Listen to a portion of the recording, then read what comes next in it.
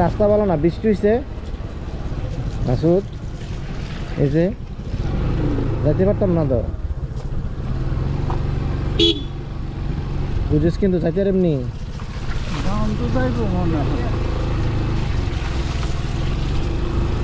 তাহলে main road দিয়ে যাইতাম। শিউর যাওন যাব দেখি,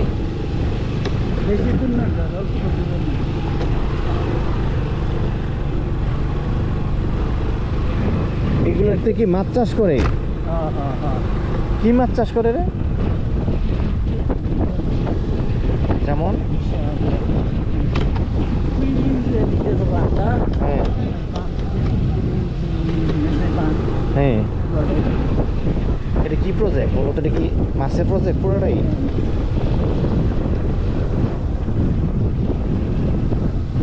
এখন সামনে বেটা বৈঠাক বৈঠাক, অবশ্যই লড়া যাবে না। কেন লড়া যাবে না বলছি? আমার বললে একদম ডাইরেক্ট গুড়ি গুড়ি গেলাম। হ্যাঁ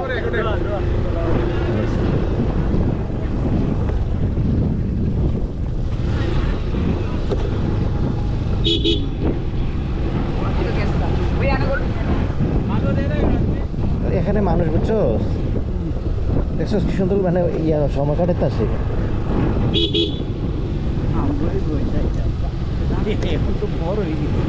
না না না, তুই বুঝোস নাই, এখানে মানুষ আশেপাশের মানুষ। হ্যাঁ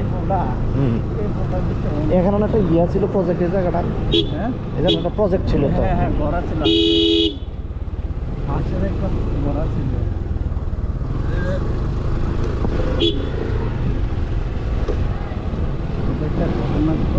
হ্যাঁ হ্যাঁ, এখন তাহলে প্রজেক্টটা করে কি মাসুদ? এখন তো দিলাম হুন্ডাটা বেচা, আমার কোন হুন্ডাটা বিক্রি করার কতগুলো কারণ দেখেন তোরে বলি।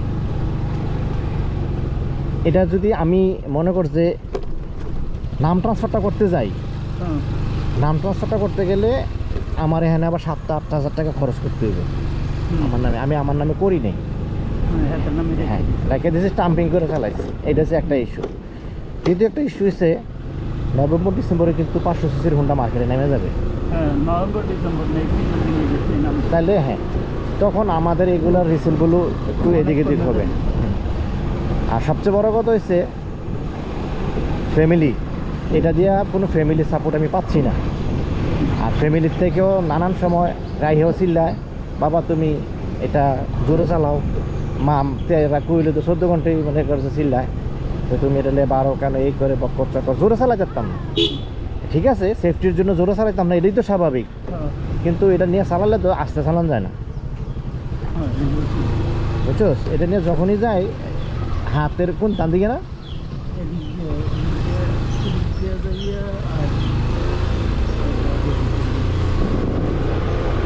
তো এই জন্য আবারও চিন্তা করে দেখছি। আর আমি এটা নক দিয়ে রাখছিলাম আর কি ফরহাদ ভাই, হ্যাঁ আপনি নিলে বা আপনার পরিচিত কেউ নিলে আমার ঝামেলাটা কম, এই আর কি। সুজানা বাইরে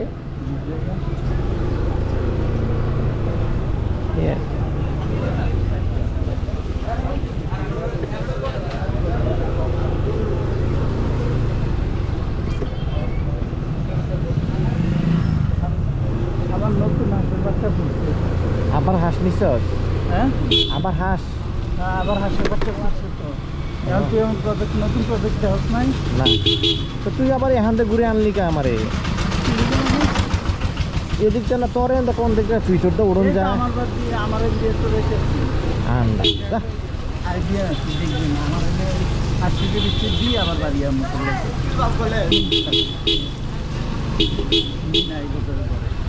তুই আইব আমরা এই বালা রোডটা দিয়ে আইতাম, এই রোডটা দিয়ে তো এই রোডটাতে খারাপ, এত খারাপ খারাপের জন্য না তো, আমি মনে করছি এই রুটটাতে যাইয়া তোর বাড়ির দিক দিয়ে উঠন যায় উঠলে আমি সেদিক দিয়ে গেলাম কইলে হয় এদিকে অনেকটা দাম না আর কি বাড়ি যাবি বাড়ির থেকে 1 কিলোমিটার একটা কাম তো আসলে কিছু করে দিয়া হ্যাঁ বাড়ি আসবে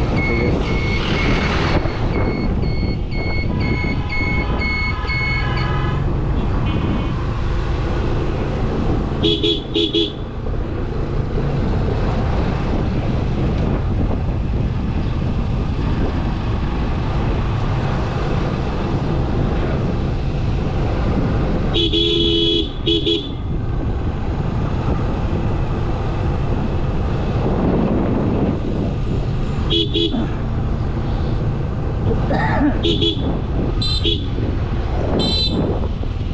আমি এখন যদি ধরতো না হুম হুম